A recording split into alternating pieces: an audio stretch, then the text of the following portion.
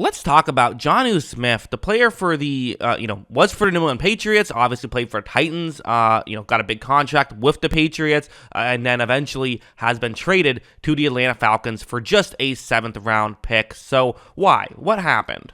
Well, first, let's look at his box score stats, and you're going to notice they're not very impressive, just period. Forget about the last 2 years with New England. Even in Tennessee, not too impressive. He's someone who does not yet have 2,000 career receiving yards. Now, did have 8 touchdowns in 2020, so that's obviously, very good. But as a whole, that's just not necessarily what he is. And that doesn't make him a bad player necessarily. Again, these are box score stats. There's a lot more to football than just box score stats. But definitely at first glance, it makes you kind of wonder, wait, why did the Patriots give him so much money? If you remember, they gave him a 4-year, $50 million deal. That was the original contract, although worth mentioning, at this point, the Falcons are only going to give him $6 million in cap space in 2023 and then $9 million the following year, and only $2.5 million of that in 2024 is guaranteed. So that's the way the contract works. But again, okay, so box score stats, not ideal. Well, what about, what does PFF have to say?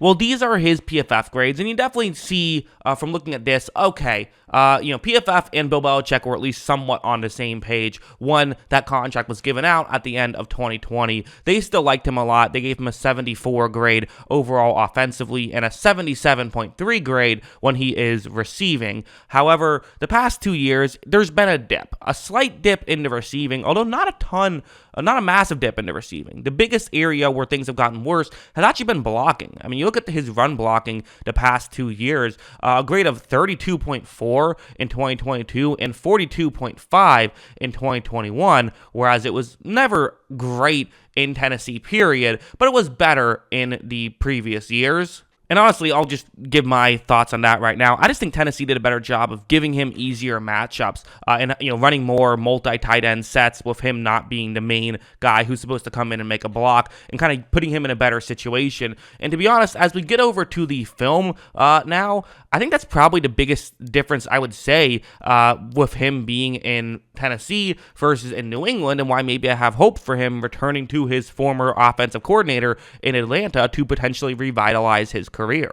Like this play, for example. This is a great example of just what Arthur Smith did so well in Tennessee. It was such a perfect fit with him in Tennessee and all that stuff. And this is what I think that he could potentially do again with now Bijan Robinson in the backfield, a great running back and kind of, similar offensive coordinator, is maybe stuff like this, where it's going to be a play action where you're going to have, fake a run to the left side of the screen, but then you have a receiver run over towards the middle of the screen. Watch how Tannehill starts this. That's what he's going to do. He, looks over in that direction, but this is not the way the play is necessarily designed to work, because what typically happens in this situation? If it's cover 3 zone, typically the corner on that side of the field is going to run over and make sure that they cover the receiver who's running over the middle of the field. So that's where Jonnu Smith comes in, as he is going to then sort of just sneak out in that direction to where there is nobody covering in that area. Now,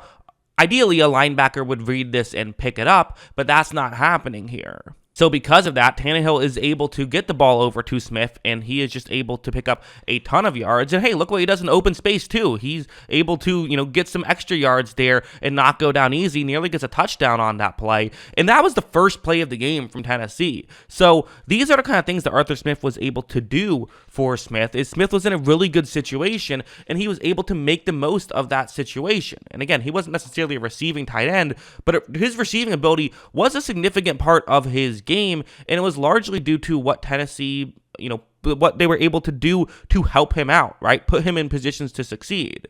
Or even something like this, which is certainly not anywhere near what the last play was, but it's still a good example of putting your player in position to succeed in a much more simple way this time, where it's just going to be man coverage here that the defense is in. So for Smith, okay, one-on-one matchup.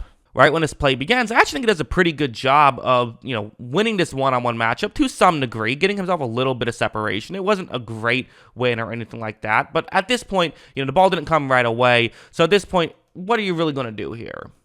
Well, I don't know. You have a 6'3" tight end in the end zone. Maybe just give him a chance. That's exactly what happened. Smith is able to get up and make the catch. So these are kind of the things that Tennessee was able to do. Was, again, put him in positions to succeed. Figure out how he can win and kind of utilize him in utilize what he does well to your benefit. However, for New England, it just was not that way whatsoever. It wasn't as bad in 2021, but in 2022, in the Matt Patricia, era, it was quite frankly a disaster.